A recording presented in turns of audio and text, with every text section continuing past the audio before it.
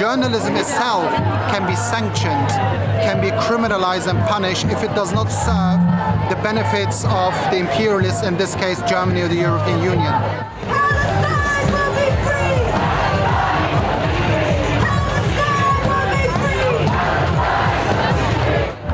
My name is Hüseyin Doğru. I'm a Turkish-Kurdish journalist based in Berlin.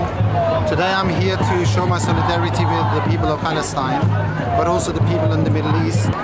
The crackdown on the pro-Palestinian voices and pro-Palestine activism affected me in a case that there was a almost 1 year campaign, media campaign against me, pushed by pro-Israeli newspapers, creating a theory of that I was organizing as a journalist protests here by undermining these protests, and that resulted in me being sanctioned by the European Union in context of the Russian sanction package. But the reasoning for that, the explanation for that is my pro-Palestinian coverage here in Germany. It was seen as a threat for the unity of Germany and as a destabilization effect within the European Union.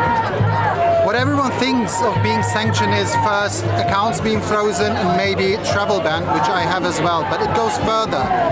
I'm not allowed to buy food, I'm not allowed to buy water, I'm not allowed to buy medicine. Any money exchange is forbidden for me. So we know since the start of the genocide in Palestine there is a huge police crackdown, especially in Europe, against pro-Palestinian activism. And what we see that these activists never stop. I think we forgot what happened almost 2 years ago in the streets of here in Berlin, where police smashed the heads of activists just saying Free Palestine. And today, that courage of the activists and them not being silent, not being afraid of that repression resulted today in this demonstration. But how is that evolving? I think we see since a couple of years, since start of invasion of Ukraine by Russia, that voices are being silenced, and the majority of people in Europe, especially the liberals, they supported the silencing of maybe also outlets that I don't like, but the pure silencing of those people now results in silencing also more the liberal voices here in Europe, which are just calling for basic rights, stop the war. And I think this is a dangerous development in Europe, but across the world right now, where dissent voices, revolutionary voices, anti-fascist voices, anti-imperialist voices, journalists or activists being criminalized and being shut down. I'm going to continue my journalistic world despite the sanctions. It is not forbidden to be a journalist, not yet, I guess. But what I'm going to do against the sanctions imposed on me by the European Commission is I'm going to fight it.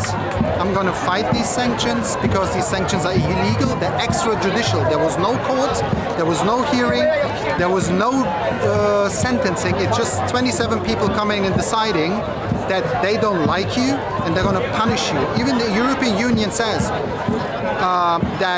they describe sanction as it is not a punishment. It is something which should change the behavior of the person. What does that mean, change the behavior of the person? Do you want to make me parroting what you would like to hear, or do you want me to be a journalist saying what I see and how I analyze it? This is journalism, and this is going to continue, and I'm going to continue, like all these people going to protest as well.